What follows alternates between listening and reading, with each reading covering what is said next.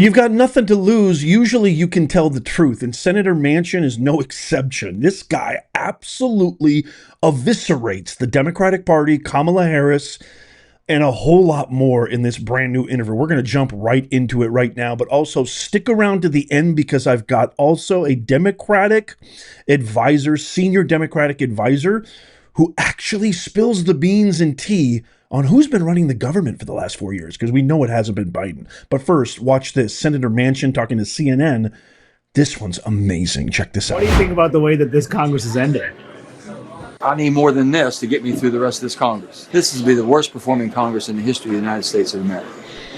And it's all because the House cannot move. That one vote vacate, one person can threaten the Speaker every time. And the only way you can remain Speaker here is to do nothing, because you're going to make someone upset. There are very fewer and fewer people like you in the Senate. I mean, is that... A lot of my colleagues would say, thank God. Yes, they would, including some in your former party. Oh, many of my former party. Do you still consider yourself a Democrat? I am not a Democrat in the form of what the Democratic Party has turned itself into, the national brand. Absolutely not. And they know that.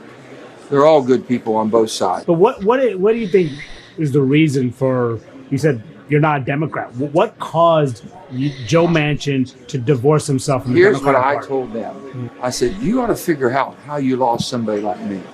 I was born as a Democrat because of my grandfather's love of FDR. I was a very strong Democrat because of my family's love of John Fitzgerald Kennedy. I came through the whole iteration. And then I was a Democrat in West Virginia, and it has always been a 75-80% plurality of Democrats, registered Democrats. But there was a split. I was never in the liberal side of it. I was never in the establishment side. So I always had to fight my way through. What is is it a shift on social issues? Yeah, the brand got so bad. Mm-hmm. The D brand has been so maligned from the standpoint of it's toxic. And the D brand is basically this, I've told him, I said, first of all, as an American and as someone in Senate, and I'm going to take the Constitution, oath of the Constitution that I take very, very, very, very seriously.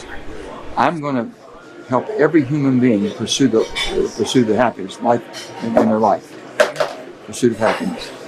I don't care who they are. I don't care what color. I don't care any of the things, who they love and what. Do it, and that's you. And I'm going to make sure you have the opportunity and right to live your life. Just don't make your life, if it might be on the extremes or in the minority, of a few, make me believe that's the norm. Or make me and my family believe, or my children believe, or this or that. No, I will protect you. Just don't try to mainstream it. And the Democratic Party, the Washington Democrats, have tried to mainstream the extreme. How would you describe what the Democratic brand is right now? In a couple of words, what is the Democratic brand? It's basically infringement on me making decisions. And let me tell you why. The Democrat I grew up being, they wanted to make sure that people had an opportunity for a good job, a good pay. They would make sure you got a decent pay where you have some benefits and you can enjoy your family, and make sure you had a safe working condition. They always wanted those things. Okay, that's all. They never infringed over you can't live your life that way, or you can't say this, you can't do this. I mean, there was a fairness in it. So you think it's changed? It has changed tremendously. They have basically expanded upon thinking, well, we wanted to protect you there, but we're going to tell you how you should live your life from that far on. It's the mindset of the left, the progressive left, which was always a minority. In West Virginia, the Democratic Party is perceived for more attention and more resources to people that are capable and able-bodied that won't work or don't work than those that do.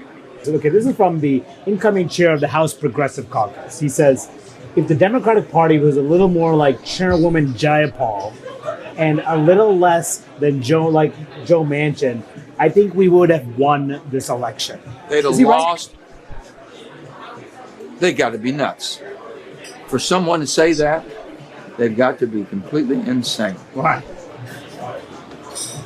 The people in America voted. They had that opportunity, to vote with Kamala Harris and with Donald Trump.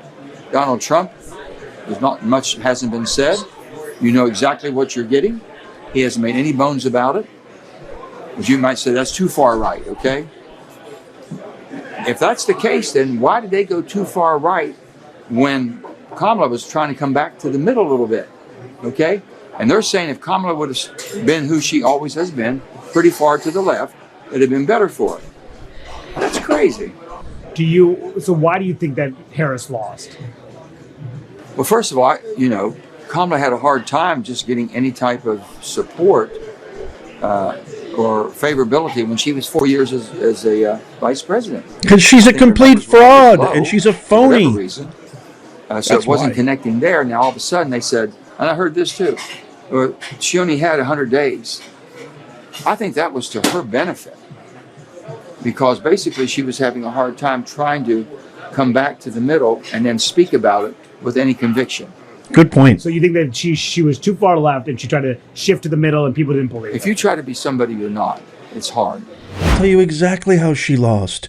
She's the most inauthentic human being to ever be spawned into existence. Point blank, full stop, period. It's over. I've worked in academic institutions for decades, teaching, and it's the same kind of people. When I tell you that I know these people, when I tell you I've looked into their soul, when I tell you the amount of hubris that you will find in these academic institutions by spineless, soulless, narcissistic, smug, condescending academics in all shapes and sizes, not just administrators, vice chancellors, etc., but even in some of the tenured professors, chair, department heads, deans, etc. I'm not being hyperbolic. They're all the same person. These are people who've never worked a day in their life, and they think that they have this intellectual superiority, that they're better than everybody. The toxicity, it's amazing that he used the word toxic. The toxicity that I experienced far supersedes any toxicity you will ever find in corporate America. Now, we've talked about Lindy Li before, but she just went on again, literally very recently, moments ago, and just said this about the Democratic Party. If you don't know who she is a head supervisor, longtime fundraiser, longtime lifelong Democrat, and she just absolutely obliterates all of the so-called conspiracy theories about was Biden mentally adept? Was he a vegetable? I call him the vegetable in chief, and a whole lot more. Watch this. Also, we kind of have a shadow presidency of his inner circle of people. Well, I don't want to get crucified again, but there are certain people around him, his senior advisors, who are essentially running the country. Tell me more about this. What did you observe that prompted you to come forward earlier in the year? I know there is a part of this piece that talks about the president not being able to answer free-ranging questions. And I want to bring this up. It says at some events, the Biden campaign printed pre-approved questions on note cards and then gave donors the cards to read the questions. Even with all these steps, Biden made flubs, which confounded the donors who knew that Biden had the questions ahead of time. So I know you hosted the president back in May in D.C. Is that when you noticed some issues? No, I knew before. Actually, you mentioned no cards. That's actually a good scenario. Under most circumstances, he didn't take any questions at all. I remember I did a fundraiser for him here in Philadelphia in February of 2023.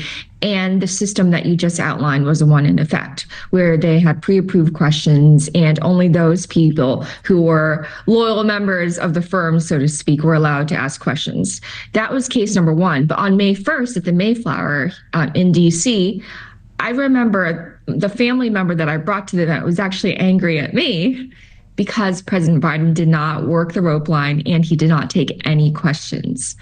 And we had raised, I think it was $1.1 million for the event, and he didn't answer any questions, and we weren't allowed to ask. And so it was very surprising, and that family member had actually flown across the country for this, so he kind of felt that. When did you first notice? When did you first notice that he was declining?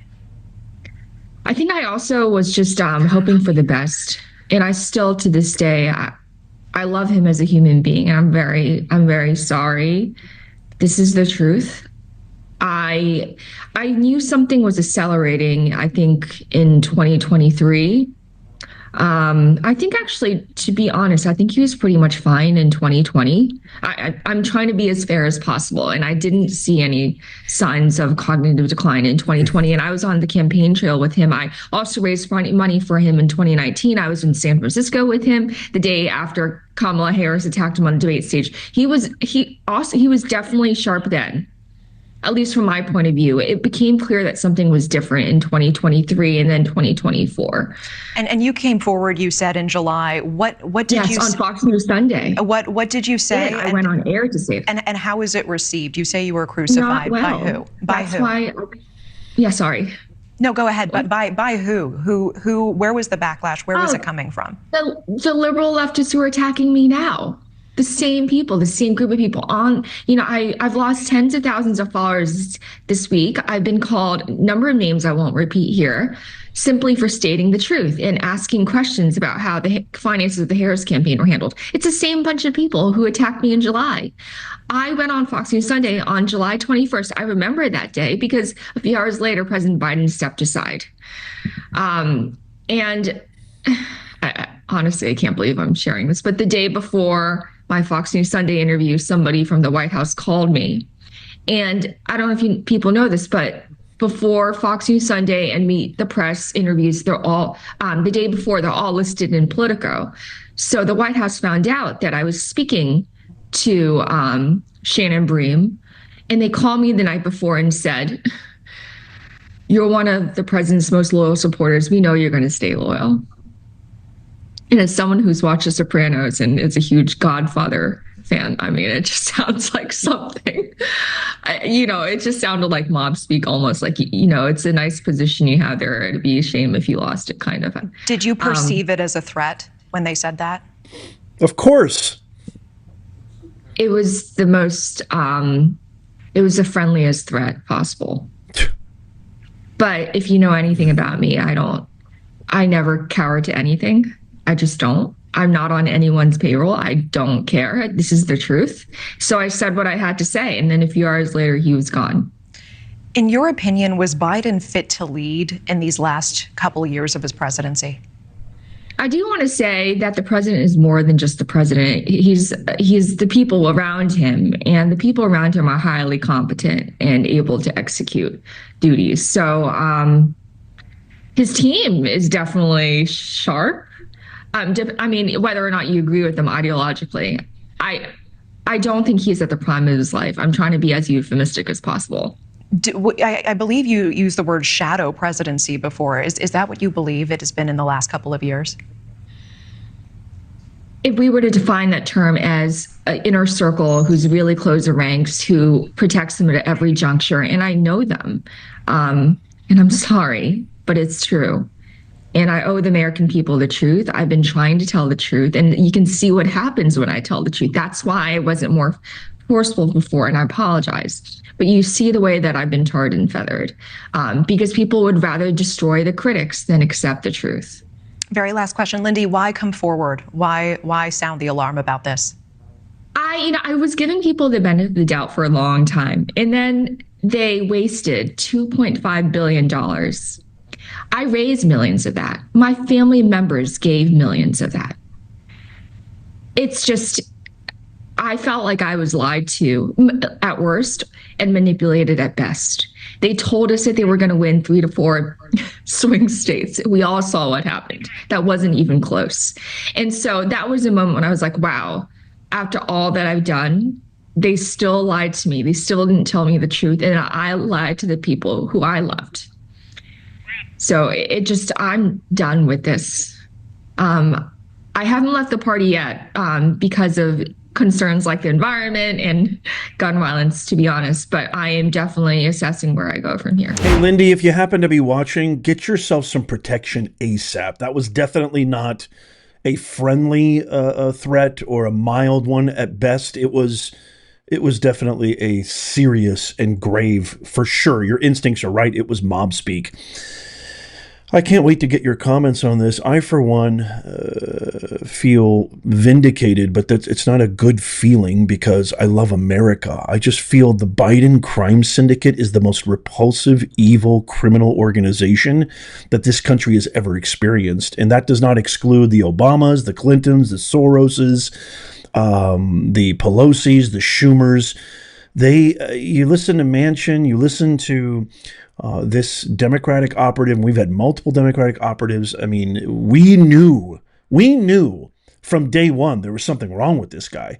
We knew way before that first debate with Trump, this guy's out of it. We knew at the State of the Union when they hopped him up full of God knows what, and it looked like the veins were popping out of his skull, and he still stammered, shuffled, and fumbled, and he still wasn't highly cognizant. This just confirms it. And why isn't more people talking about this? I mean, the biggest scandal that has arisen out of this, and I'm bookmarked this. I truly believe something's going to happen to Lindy Li. I think she needs to put all of those millions of dollars that her family invested in Biden and employ some of that for really high level, high quality private security. Why aren't more people talking about this? This is the biggest scandal of all time. We have not had, literally, President Vegetable-in-Chief Biden has only been president in name alone, on documentation alone. Who has been running the executive branch for the last 2, 3, maybe even 4 years? Who's been the president? Who's been making consequential decisions? This should be on every single news network. This should be on every radio station, on every single television station, and it's not. What does that tell you? That tells me everything. But I can't wait to get your thoughts on this. Who knows? This video might even be getting deleted too. Let me know if you're seeing this. Just give me a thumbs up emoji or I'm here in the comments. They might get rid of this channel as well. Who knows? They've been known to do worse. Check out these videos coming up on the screen right here if you haven't seen these yet, especially this one we just posted yesterday. Tap my face right there to subscribe and follow. It's absolutely free. And as always, may God bless you and may God bless the USA. I'll see you soon.